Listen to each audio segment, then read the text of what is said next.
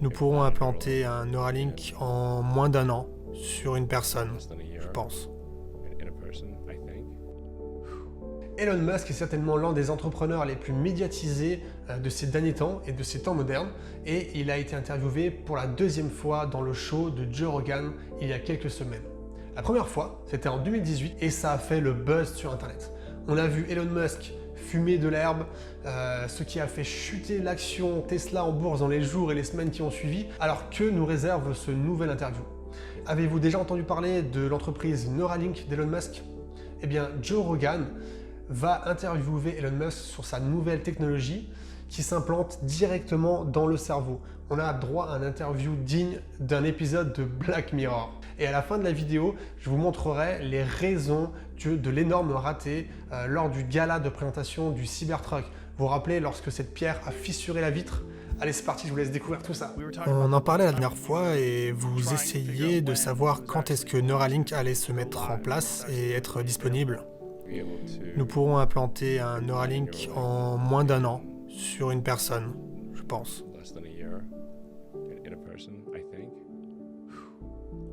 Et quand vous faites ça, est-ce qu'il y a des tests que vous devez faire avant pour voir si le corps humain va rejeter ces choses? C'est un très faible potentiel de rejet. C'est sûrement plus difficile quand tu as une chose qui lit ou écrit les neurones, qui génère une impulsion de courant. C'est plus dur. Il y a maintenant des gens qui ont des appareils primitifs dans le cerveau. Qu'est-ce qu'il arrive quand quelqu'un obtient finalement un implant Neuralink? Il se passe quoi? Pour la première version de l'appareil, ça va être implanté dans votre crâne.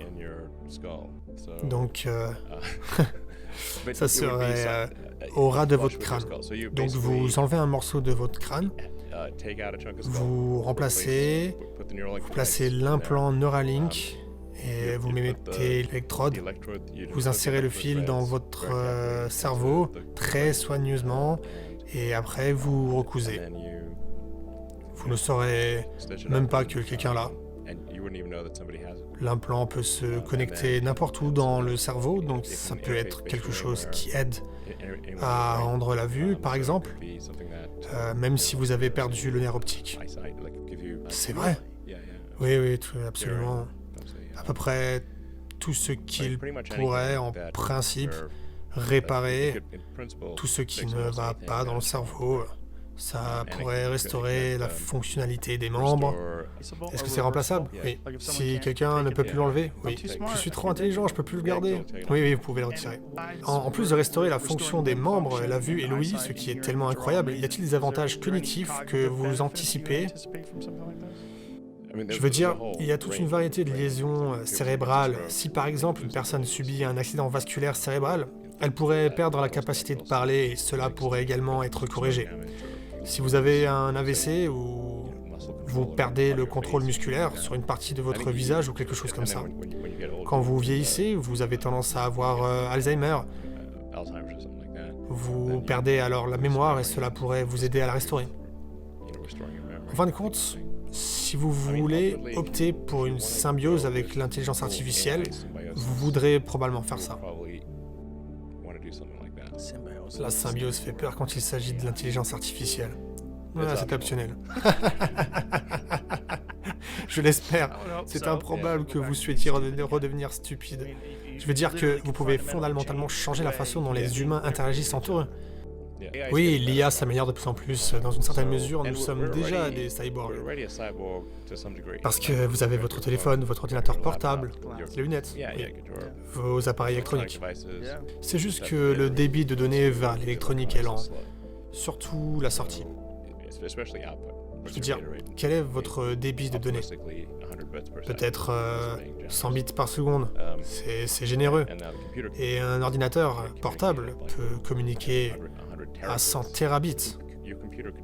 Ton ordinateur peut faire les choses des millions de fois plus vite.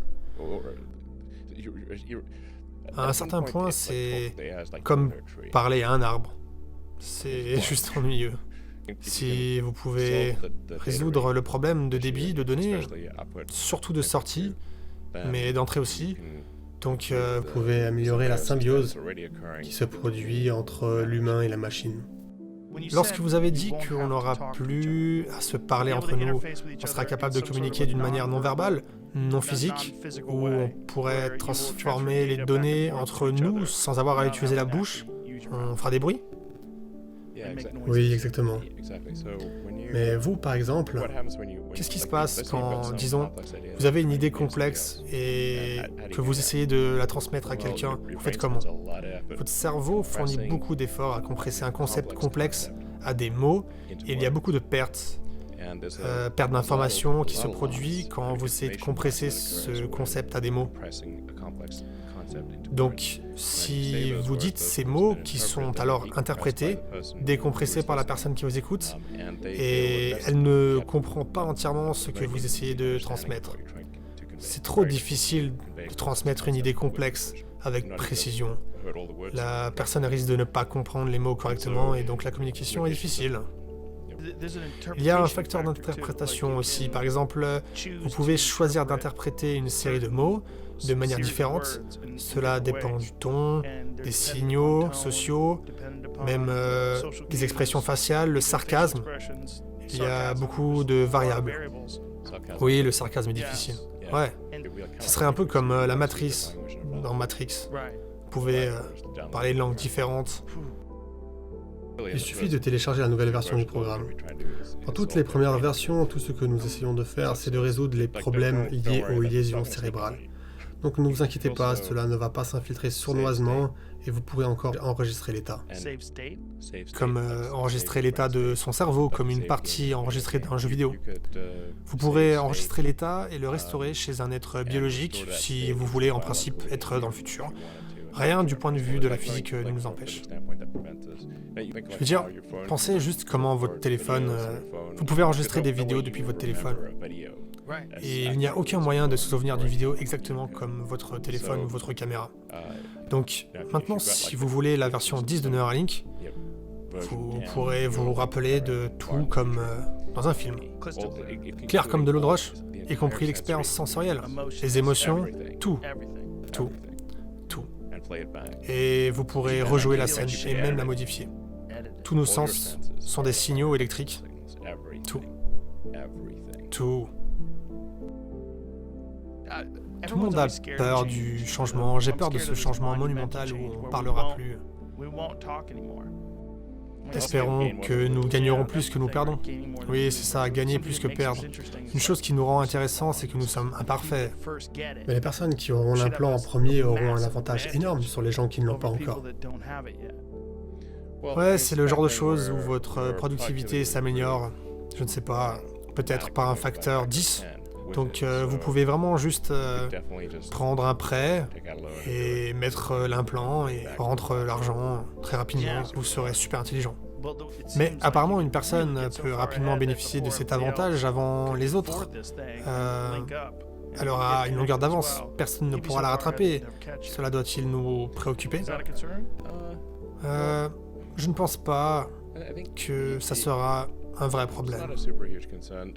Il y a une grande différence dans les ressources et les capacités cognitives. Vous pouvez penser à une entreprise. Je n'aurais jamais pu construire seul une fusée et les moteurs et la lancer et tout.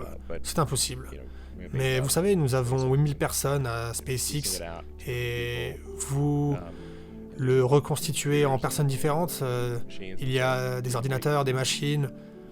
Nous pouvons lancer plusieurs fusées en orbite, accostées avec la station spatiale et ce genre de choses. Donc, il existe déjà des entreprises qui soient largement plus capables qu'un seul individu. Nous devons être moins concernés à propos des capacités relatives entre les gens et plus concernés sur le fait que l'intelligence artificielle soit largement au-delà de nous et décuplée de la volonté humaine. Par exemple, au-delà du niveau qui est difficile à comprendre et sûrement impossible à comprendre. Quand je pense à une connexion symbiotique avec l'IA, je pense toujours à ce genre de choses froides et sans émotion que nous deviendrons. Est-ce une mauvaise façon de voir les choses? Je ne pense pas, ce ne sera pas du tout comme ça. Comme je vous l'ai dit, vous êtes déjà en symbiose avec l'IA et vos ordinateurs, et vos smartphones, vos ordinateurs portables. Oui, il y a pas mal d'IA déjà en cours, des réseaux neuronaux artificiels. Si vous utilisez Google Voice ou Alexa ou ce genre de choses, ça utilise un réseau neuronal pour décoder votre discours et essayer de comprendre ce que vous dites. Si vous essayez de faire de la reconnaissance faciale ou améliorer la qualité de la photo, la meilleure manière de faire, c'est d'utiliser les réseaux neuronaux. Donc vous êtes déjà une sorte de symbiose cybernétique. Comme j'ai dit, c'est juste une question de débit. La vitesse de communication entre vous, vos smartphones et votre cerveau est lente. Quand est-ce que vous pensez le faire? Combien de temps allez-vous attendre une fois que ça sera disponible? Oui, si ça marche, je le fais. Tout de suite? Ah, faisons en sorte que ça marche d'abord. Comment allez-vous faire pour savoir si ça marche? L'essayer sur les prisonniers? Si quelqu'un a une sérieuse lésion cérébrale qui est très sévère, ça pourra l'aider. Et après, on pourra prouver que ça marche. On fera de plus en plus de lésions cérébrales. Essentiellement, presque tout le monde en aura besoin. Un certain temps, quand vous serez vieux, il vous faudra Neuralink. Et après, c'est comme si d'abord nous allons améliorer la fonctionnalité et améliorer la vitesse de communication. On n'aura plus à utiliser nos doigts pour communiquer avec l'ordinateur. Dans 25 ans, comment allons-nous devenir? Dans 25 ans, il y aura probablement toute une interface cérébrale. Presque tous les neurones seront connectés à l'extension IA de vous-même. Quand quelqu'un meurt maintenant, il reste une version fantôme en ligne de cette personne. Son contenu en ligne est encore en vie. Ce sera comme si une grande partie de vous sera dans le cloud et que dans votre corps, je pense. Je ne sais pas si cela vous est déjà arrivé de vous poser la question comment ça va se passer lorsque les intelligences artificielles dépasseront celles de la capacité humaine. On retrouve notamment ce message dans beaucoup de films comme iRobot ou encore Tao. Alors on connaît Elon et ses dates butoirs extrêmement serrées, ses objectifs extrêmement ambitieux. D'ailleurs à ce propos, je vous invite à regarder une autre vidéo que j'ai faite sur lui où j'analyse tous les comportements qui font que cet homme est un entrepreneur extrêmement productif. Est-ce qu'il faut effectivement augmenter notre cerveau pour pallier à l'intelligence artificielle? Dites-moi en commentaire ce que vous en pensez. Et sinon, si vous voulez maximiser votre productivité mais sans implant cérébral, vous êtes sur la bonne chaîne YouTube. Parce qu'ici, je vous partage toutes les meilleures techniques qui fonctionnent vraiment. J'ai moi-même 2 business entièrement automatisés à plus de 85%. Abonnez-vous à ma chaîne YouTube en cliquant sur la cloche et vous recevrez mes prochains épisodes samedi prochain. En attendant, je vous laisse avec cet extrait d'Elon qui explique les ratés de sa présentation, le fameux effet démo. À samedi prochain, ciao ciao. Comment était-ce quand le mec a jeté les billes d'acier à travers la fenêtre et qu'elle n'était pas censée se casser et que ça a cassé? Ouais, vous savez que nos démos sont authentiques, hein. Je ne m'attendais pas à ça. Et j'ai marmonné sous mon souffle « Holy shit ». J'ai juré, nous l'avons pratiqué en coulisses. À Tesla, nous ne faisons pas des tonnes de pratiques avec nos démos de voitures parce que nous travaillons sur les voitures que nous construisons et on travaille sur les nouvelles technologies. Nous ne faisons pas de centaines d'exercices, nous n'avons pas le temps pour ça. Mais quelques heures avant la démo, Franz, que vous connaissez, le chef du design, et moi, j'étais dans le studio en train de lancer des billes d'acier sur la fenêtre et elle rebondissait tout de suite. Et j'ai dit d'accord, ça sent plutôt bien, on devrait pouvoir le montrer, ça va le faire. Puis nous pensons que ce qui s'est passé, c'est que quand Franz a frappé la porte avec le marteau, nous pensons qu'il a cassé le coin du verre au fond. Et une fois que vous avez cassé le coronaire du verre, alors là c'est fini, big game over.